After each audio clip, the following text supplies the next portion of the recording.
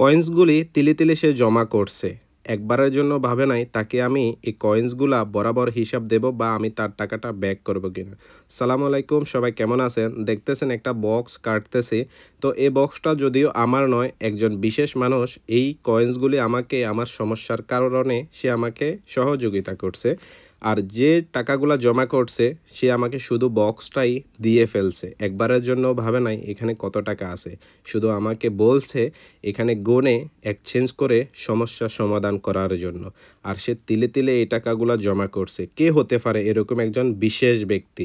কথাটা আমি ক্লিয়ার করে বলে দিই, ভাই যদি ফর হয় সেটা নারীরই কারণ।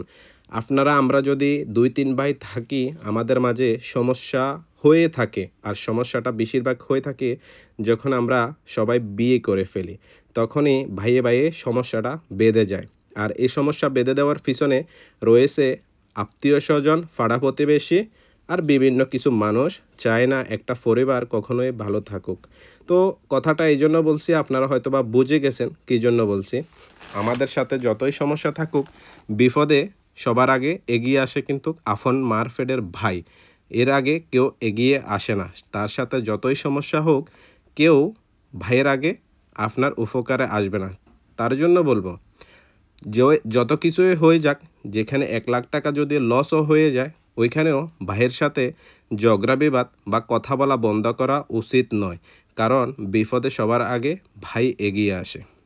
আরও একটা উদাহরণ দিই, আপনারা সবাই জানেন গত বছর আমাদের ফেনী শহর সহ আমাদের ফেনী জেলা সহ আমাদের আশপাশের ২-৩টা জেলা পানিতে তলিয়ে যায়। তখন ভাই ভাই এক হয়ে যায়। তখন ভাই ভাইয়ে কিছু কিছু ভাই একতা হয়ে গেছে, আবার এক হয়ে গেছে। কারণ তারা বুঝতে পারছিল বিপদের সময় ভাই যদি একতাবদ্ধ না থাকে তাহলে শত্রুরা আঘাত করতে আরও বেশি সুযোগ পায়। তো আপনাদের জন্য একটা কথা বলে যাই, যত কিছুই হোক, যেখানে লসও হয়ে যায় ওইখানেও ভাইদের সাথে কখনো সমস্যা জড়ানো উচিত নয়। কিছুটা ছাড় দিয়ে হলেও ভাই ভাই বা পরিবার ঠিক থাকার প্রয়োজন। যদি ভালো না লাগে আলাদা আলাদা খাওয়া ভালো, তবুও ভাইয়ে ভাইয়ে ঝগড়া বিবাদ ভালো নয়। তো সবাই জানেন আমি বিশা লাগাইতেছি, নিজের টাকা দিয়ে বিশা লাগাইতেছি। এখন অনেক টাকা শর্ট পড়ে গেছে। আর এর আগে আমার মানিব্যাগটা হারিয়ে যায়। ওইখানে আমার বিশার জন্য কিছু টাকা জমা ছিল। ওই টাকাগুলি সহ আমার মানিব্যাগটা গায়েব হয়ে যায় যে কোনো এক জায়গাতে। তো সবাই নিজের মানিব্যাগটা সেফে রাখবেন, যেহেতু আমার মতন সমস্যা না পড়তে হয়।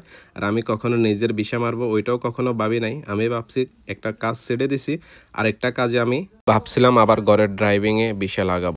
১, ২, ৩, ৪,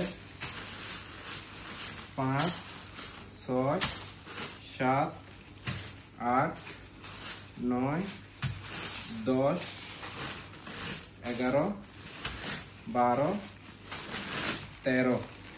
তার মানে এখানে ১৩০০ দিরহাম হয়েছে। ১৩০০ দিরহাম এখানে কত? ১৩২৬ টাকা, প্রায় ১৩৩০ টাকার মতন। ১৩৩০ দিরহাম এটার ভিতরে জমা করছে।